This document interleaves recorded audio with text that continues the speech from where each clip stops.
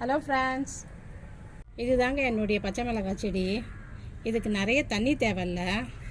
இதுக்கு பாருங்களேன் எவ்வளோ பச்சை மிளகாய் வந்திருக்குன்னு பாருங்களேன். இங்கே பாருங்கள், இந்த செடியில் வந்து க்ரீன் வந்திருக்கு. ஆனால் வந்து இந்த செடி வந்து நல்லாயிருக்கு.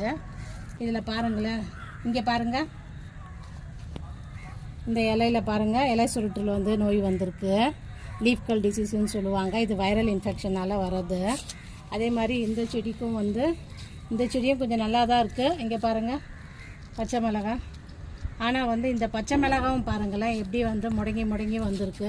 நேராக நீட்டாக வராமல் இந்த பச்சை மிளகாவும் வந்து கொஞ்சம் முடங்கி இருக்குது. இது வந்து சரி பண்ணலாங்க. இங்கே பாருங்கள், இங்கே பாருங்கள் எவ்வளோ பச்சை மிளகாய் இருக்குது பாருங்கள். கொஞ்சம்லாம் ஸ்ட்ரைட்டாக இருக்குது, கொஞ்சம்லாம் வந்து பெண்டாக இருக்குது. இது வந்து எதனால் வர்றதுன்னா, நம்ம வந்து கால்சியம் கம்மியாலேயும் இப்போ மழை நிறைய பெஞ்சிருக்குல்லாங்க நம்மளுடைய சென்னையில். அதனால தான் இது வந்து தண்ணி நிறைய இதுக்கு தேவையில்லை. தண்ணி நிறைய ஆனாலும் இந்த மாதிரி வந்து ப்ராப்ளம் வர செய்யும், டிசீஸு. இது வந்து நம்ம வந்து 2 வகையில் நம்ம வந்து ப்ராப்பராக நம்ம வந்து இதை க்யூர் பண்ணலாம்.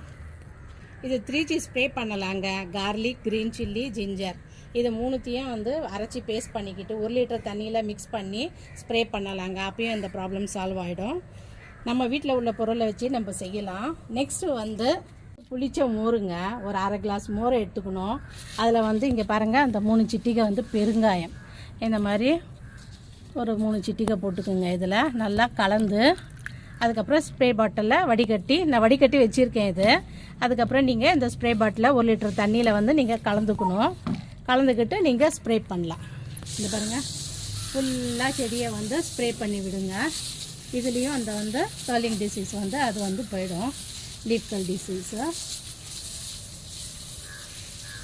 ரொம்ப வந்து எஃபெக்ட் பண்ணுறது இந்த டொமேட்டோ பிளான்ட்டு, அதுக்கப்புறம் இந்த இதுதான் பச்சை மிளகாய் பிளான்ட்டு தான் ரொம்ப வந்து இந்த மாதிரி லீஃப் கல் டிசீஸ்லாம் நிறைய வரும். இந்த மாதிரி ஸ்ப்ரே பண்ணி விட்டிங்கன்னா 15 days ஒன்ஸ் வந்து ஸ்ப்ரே பண்ணணும். அதுக்கப்புறம் திருப்பியும் ஒரு 2-3 முறை வந்து நீங்கள் பண்ணி விட்டிங்கனாலே இந்த ப்ராப்ளம் போயிடும். அப்படியே அந்த ப்ராப்ளம் வந்து போகலன்னா நீங்கள் வந்து ஃபுல்லாகவே இதை வந்து ப்ரூன் பண்ணி விடணும்.